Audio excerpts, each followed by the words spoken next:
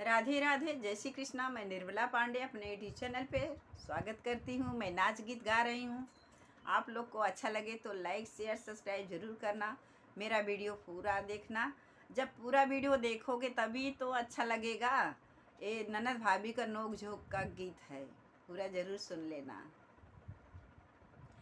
भौजी गौने न जाबै बलम करिया, भौजी गौने न जाबै बलम करिया, बलम करिया हो सजन करिया, बलम करिया हो सजन करिया, भौजी गौने न जाबै बलम करिया। हमरे बलम जी का बड़ी बड़ी बतिया, हमरे बलम जी का बड़ी बड़ी बतिया, सुन के बिगड़ेला भौजी हमार मतिया, सुन के बिगड़ेला भौजी हमार मतिया, भौजी गौने न जाबै बलम करिया, भौजी गौने न जाबै बलम करिया। हमरे बलम जी का बड़ी बड़ी मोछिया, हमरे बलम जी का बड़ी बड़ी मोछिया, बड़ी बड़ी मोछिया हो बड़ी बड़ी मोछिया।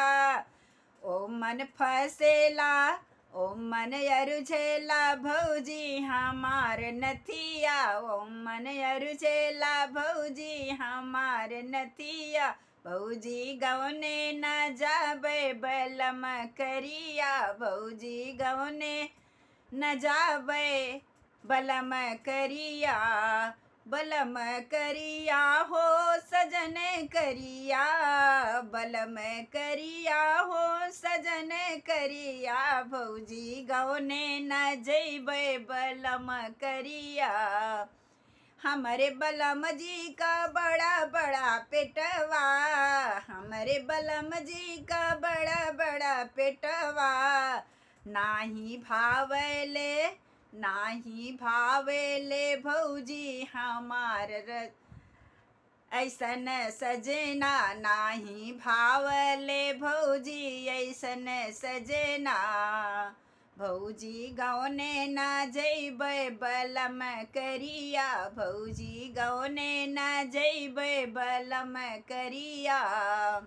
जमन कही त बात नहीं मान ले, जमन कही त बात नहीं मान ले, घरवा में हमरे रोज झगड़ा मचावले, घरवा में हमरे रोज झगड़ा मचावले।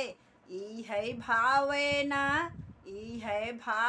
न भौजी उनकर बतिया, ई है भावे न भौजी उनकर बतिया, हम गौने न जइबै बलम करिया, हम गौने भौजी गौने न जइबै बलम करिया, भौजी गौने न जइबै बलम करिया, सजन करिया हो बलम करिया, सजन करिया हो बलम करिया, भौजी गौने न जइबै बलम करिया।